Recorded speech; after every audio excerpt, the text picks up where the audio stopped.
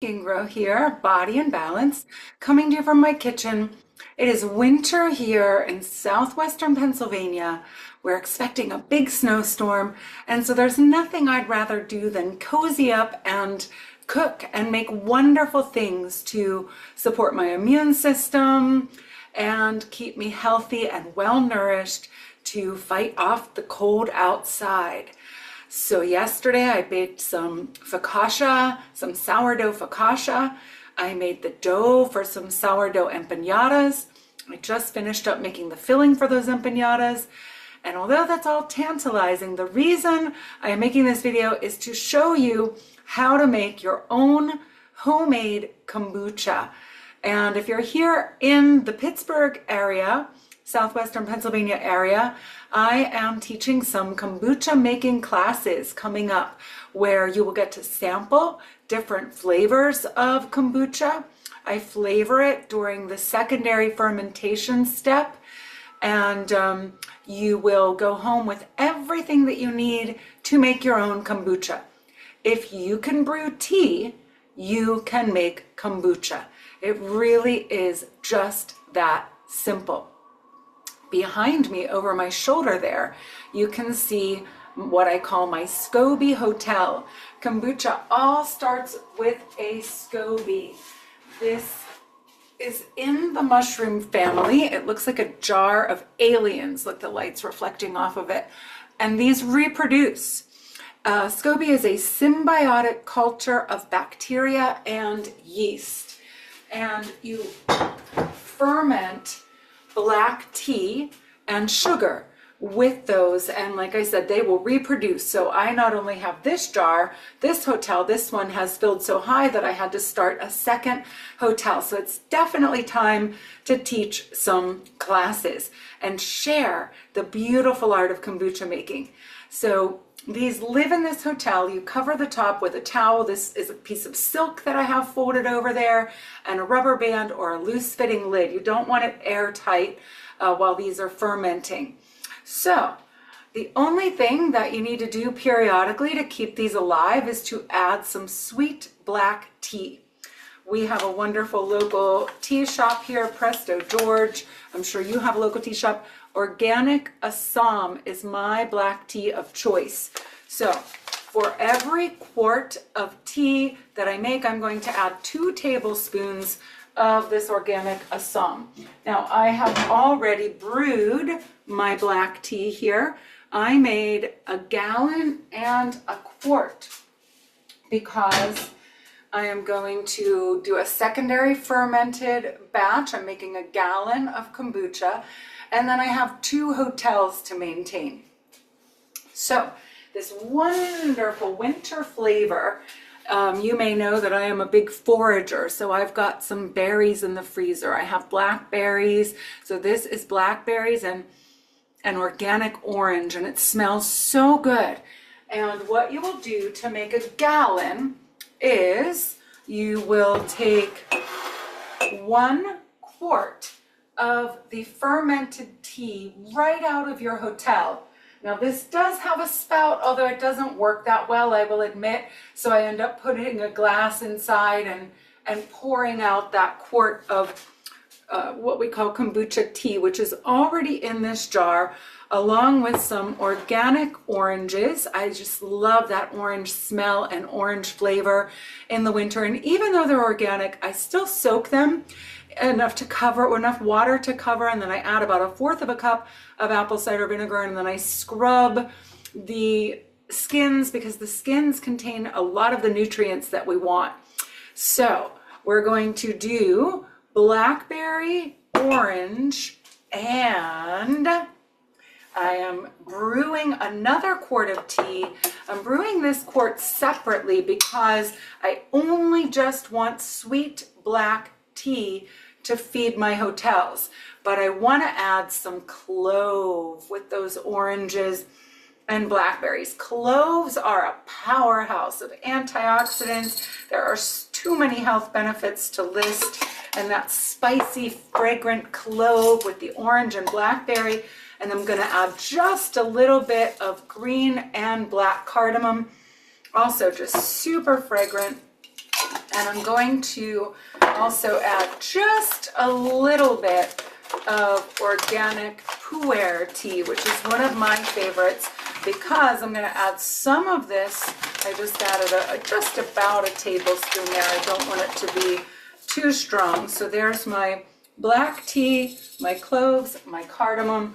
I have my freshly boiled water here that I'm going to pour in and steep.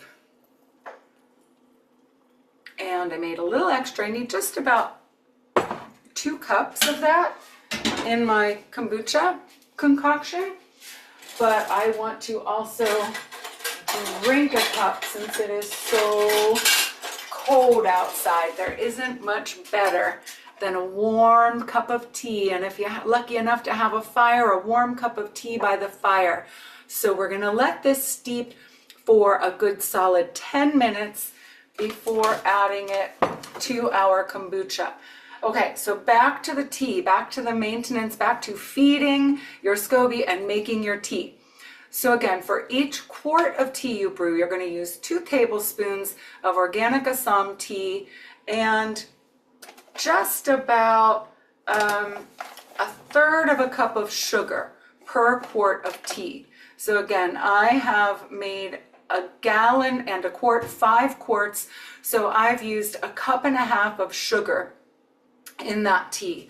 Now I'm going to add, so in this mix here, you're going to have 1 part kombucha tea. So for a gallon, that's 1 quart of kombucha tea, 1 quart of whatever you're flavoring it with. So those 2 oranges made up about 2 cups, and I put in a cup of blackberries. So I really just need a cup, but I'm going to use 2 cups of the clove tea just to give it that wonderful spicy flavor and some extra health benefits as well.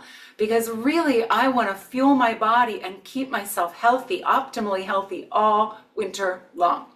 So all we have to do now, I have already let the tea cool. I have used just an ordinary strainer to strain the loose black tea out, and then I added my sugar. So I'm going to add a half a gallon of sweet tea. There's 1 quart.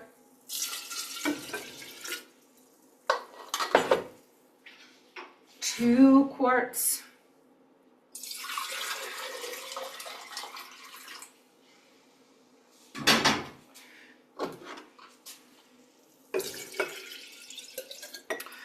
And you can see I have almost a whole nother quart left there to add the clove tea once that is finished.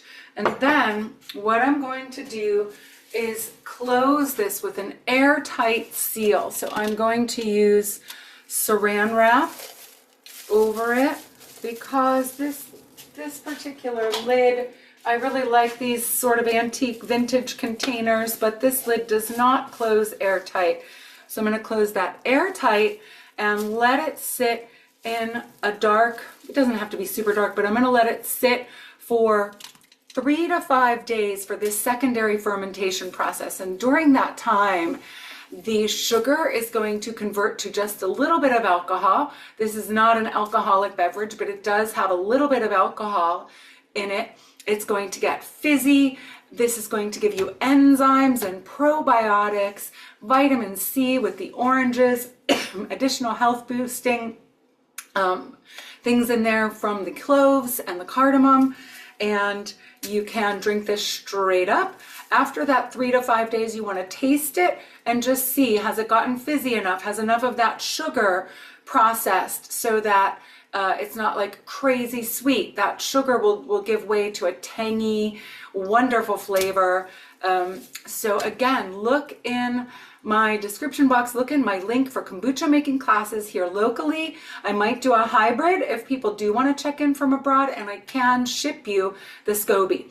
So in this class, you will get a jar of some kind, a SCOBY, a little bit of kombucha tea to keep that SCOBY alive, some dried black tea, some organic sugar so that you have everything that you need to go home and start making your own kombucha right away. So I have some in the fridge here from last week.